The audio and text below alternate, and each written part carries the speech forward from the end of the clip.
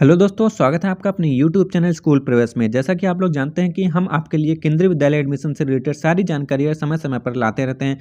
तो आज मैं आप लोगों के लिए लेके आया हूँ कि अगर आप अपने बच्चे का किसी भी केवी के किसी भी क्लास में एडमिशन लेना चाहते हैं, तो उस हिसाब से आपके बच्चे का ऐज कितनी होनी चाहिए कि आपका बच्चा उस क्लास के लिए एलिजिबल रहेगा।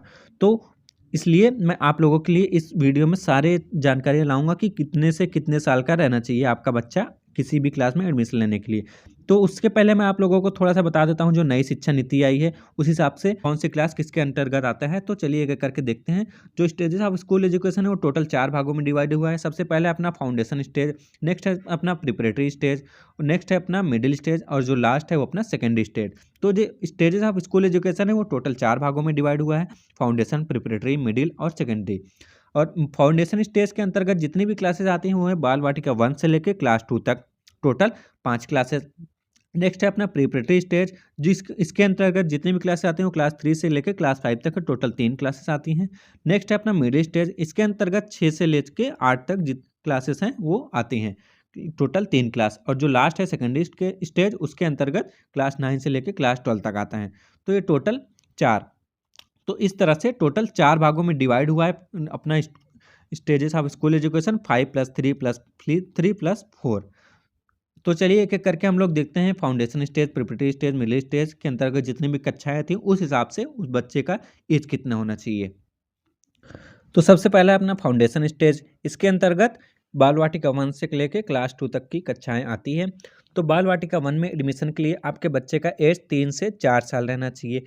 इसी तरह से बाल वाटिका 2 में एडमिशन के लिए 4 से 5 साल, बाल वाटिका 3 में एडमिशन के लिए 5 से 6 साल आपके बच्चे का ऐज रहना चाहिए। और क्लास 1 एंड 2 दोनों में आप अपने बच्चे का एडमिशन करा सकते हैं, अगर आपका बच्चा 6 से 8 साल के बीच में है।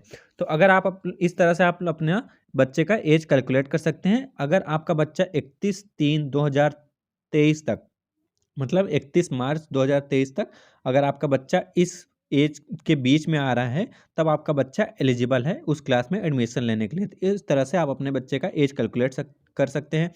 तो नेक्स्ट हम लोग देखते हैं प्रिपरेटरी स्टेज। इसके अंतर्गत क्लास 3 से लेके क्लास 5 तक के क्लासेस आते हैं।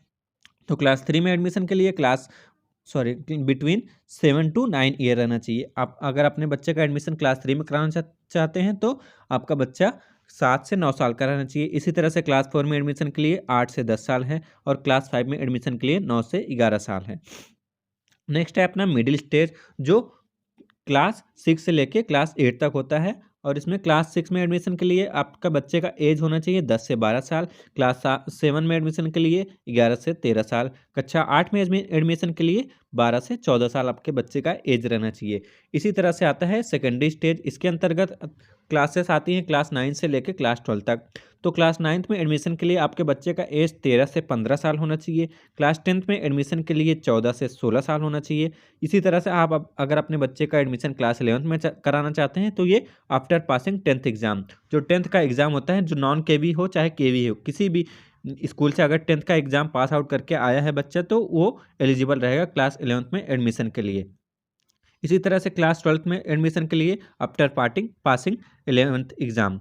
तो इस अगर आप लोग क्लास 11th में एडमिशन कराना चाहते हैं, तो आपका बच्चा क्लास 11th पास आउट करके क्लास 12th में एडमिशन करवा सकता है। लेकिन इसमें एक वो रूल है कि आप बीच में गैप नहीं ले सकते। अगर आपका बच्चा क्लास 11th पास आउट हो गया है, तो तुरंत आपको क्लास 11th में 12th में एडमिशन ले लेना चाहिए। बीच में अगर गैप नहीं देना चाहिए, 1 या 2 साल किसी का भी गैप नहीं रहना चाहिए। तुरंत आपका बच्चा क्लास 12th में एडमिशन ले सकता है। तो इस तरह से आपको पता चल गया हो कि आपका बच्चे का एज कितना है, और उस हिसाब से आपके कौन से क्लास में एडमिशन करवा सकते हैं। तो अगर ये जानकारी आप लोगों को पसंद आई हो कोई, तो हमारे चैनल को लाइक कर दीजिए और सब्सक्राइब कर लीजिए, ताकि आने वाले सारी जानकारी आप तक पहुंच सके। Thank you so much for watching.